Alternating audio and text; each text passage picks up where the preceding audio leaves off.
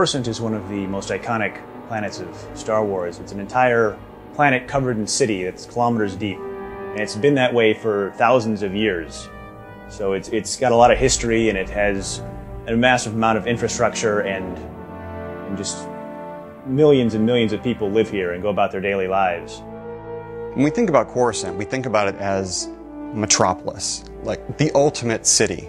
Any big city, one of the things that's most exciting about it is the massive amount of variety, both in terms of the people who live there, in terms of the environments, the neighborhoods, in terms of all the different things you can see and do in a city. So it was really important to us in developing Coruscant. Like, this isn't just a city, it's a city world. And that's why we had to create just a massiveness and a depth and a vastness that you would almost get there and be astounded and feel small the first time you walked into Coruscant. In designing Star Wars worlds, you always start with something true to life. And you change it just a bit. Now, the difference between Coruscant is, like, you're not changing it just a bit, you're changing it a lot. You're going the distance both directions. Whereas you might have, 50 stories on a building. What would that building look like if it was 1,000 stories? What would the Senate look like 3,000 years prior to the prequels? So there is a little bit of pulling elements from the movies, a little bit of pulling elements from the artistic ideas that some of the other artists have had. But then taking those elements and marrying them into stuff that exists in real life and stuff that has been already established in the KOTOR franchise. Some of the first major differences with Coruscant over any other planet, the obvious ones are there's absolutely no terrain on this planet. Zero. That in itself brings up a lot of interesting dilemmas. We have to think of how to build a planet with no terrain. Building a planet from the ground up is a major issue. The main building block is terrain. How do we build it without that? What we did is basically go through iteration after iteration after iteration just to build the space.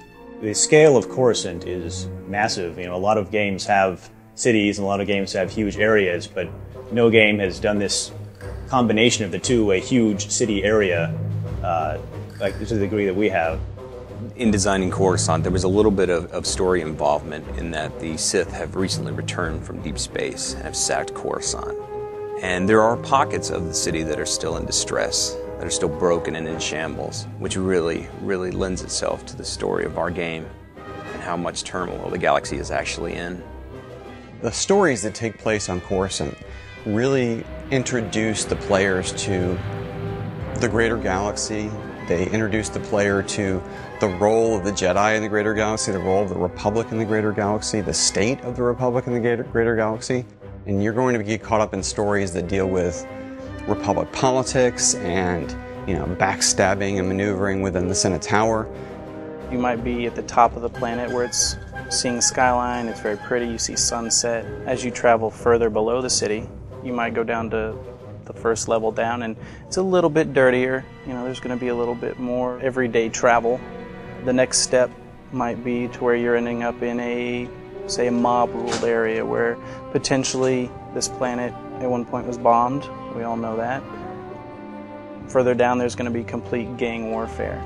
What we wanted to do was add a little bit of the Coruscant that you hadn't seen yet. What powers these huge buildings, these buildings that stretch, kilometers into the sky? Where's the electrical system? Where's the plumbing? Where's the sewages? The sewage systems. Those kinds of things you've never seen. What lies down in the basements? What does a parking garage look like in the Star Wars universe? Especially one for a building this, the size of the entire island of Manhattan. So it was taking those ideas, taking those worldly sort of ideas of New York and turning them on their ear, really going the distance, dropping it way down, building it up way high, and making certain that we're giving the player a chance to see things that they've never seen in Coruscant before. Coruscant is the symbol of all the hope for democracy and civilization in the galaxy. And even though it's got its flaws and it's not perfect in a lot of ways, it's also got its beauty and its integrity in some ways. And there's people there who are trying to live a good life and do the right thing and want to see the galaxy be a safe and peaceful and happy place. So we really took a lot of care to make sure that players get to experience some of that at Coruscant, get to experience what it is that makes the Republic special, makes it worth fighting for, makes it worth dying for. One of the great things about Coruscant is that there's something for everybody. The socializers can hang out in the spaceport in the Galactic Senate and meet people as they come and go. The explorers have all the different variety of areas. They can go down into the depths of the works, or go into the criminal-laden Black Sun district. Well, my favorite area of Coruscant is probably the Senate district, just because it's so impressive and it has that sense of potential. You know, because you're up there and you can see for miles and miles, and you just know that there's going to be so much out there to explore and find.